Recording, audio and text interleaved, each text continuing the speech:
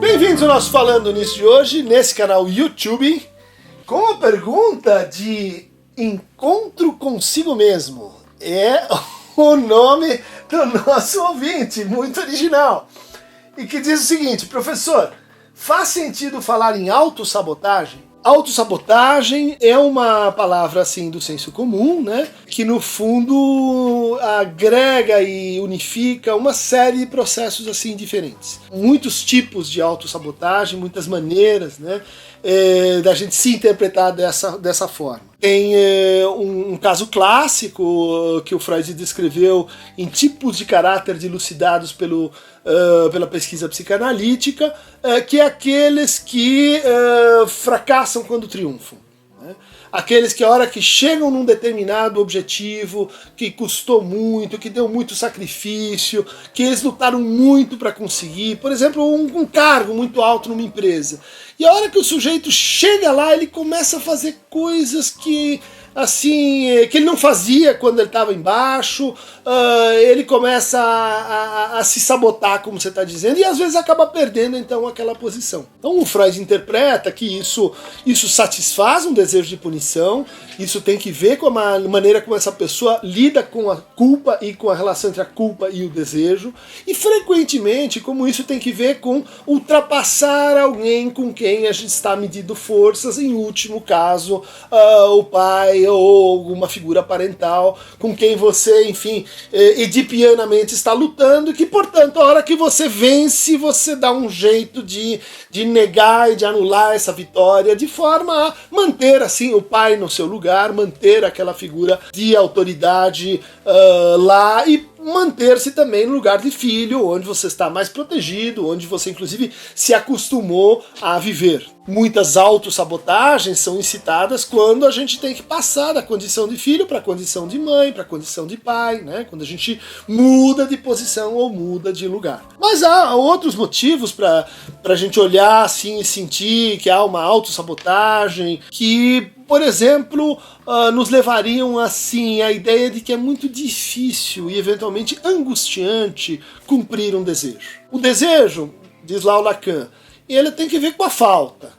Ele tem que ver com o que a gente não tem. Ele tem que ver com o que completaria um certo sentido ou um certo conjunto.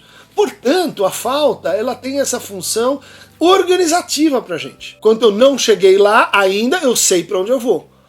Quando eu vou me aproximando desse lugar, começa a vir assim, e depois disso, o que vai acontecer? Será que o sentido vai se esvaziar? Será que eu não vou mais saber para onde eu vou? Isso faz com que exista assim, uma repelência em relação à aproximação daquilo que seria assim, o objeto do desejo, o objeto que eu ponho, né, para suturar, para recobrir a falta que, bom, deveria estar em permanente deslocamento, em permanente assim, metonímia. Há um terceiro grupo de autossabotagens que tem que ver justamente com a ideia de que há um excesso, uma permanência, né, da Schuldgefühl, né, do sentimento de culpa.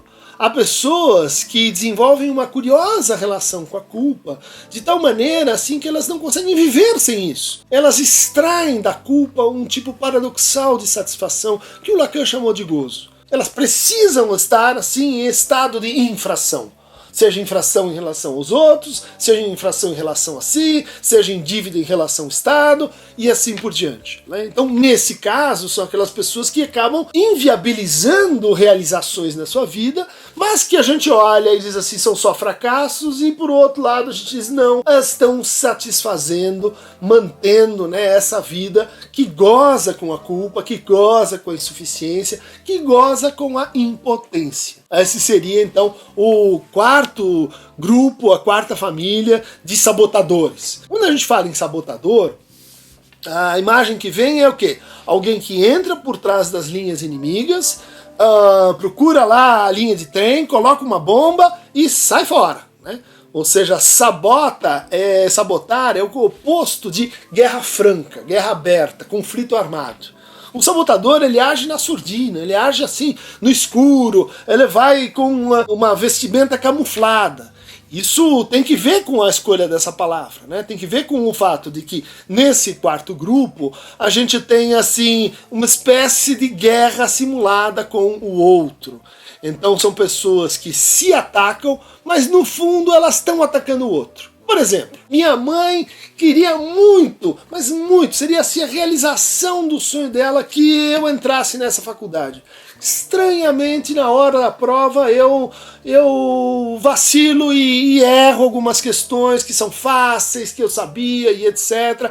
De tal maneira que ela vai ficar insatisfeita. Nessas ocasiões, é possível que a gente se pergunte assim, mas será que eu queria realmente fazer essa faculdade? Ou eu estou fazendo essa faculdade só porque o outro quer que eu faça? Eu estou fazendo realmente isso pelo meu desejo ou o meu desejo está assim alienado, preso no desejo do outro? Nessas situações, então, acontece uma espécie de guerra cruzada.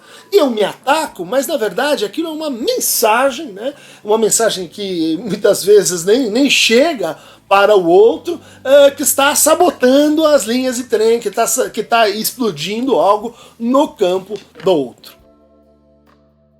Sabotadores, pessoas que sofrem com hoje é muito popular essa expressão, né? Baixa autoestima é uma outra expressão que reúne um conjunto grande assim de processos independentes, muitas vezes associados com a sabotagem, né? Então eu tenho uma baixa autoestima e daí eu me saboto e fico com uma baixa autoestima. São maneiras populares, né, de falar dessa experiência de sofrimento. Quem quiser receber mais fragmentos, sabotadores, contraneuróticos, mais pílulas para o desmascaramento de sabotadores, clique aqui em Aqueron, tá? Movebo!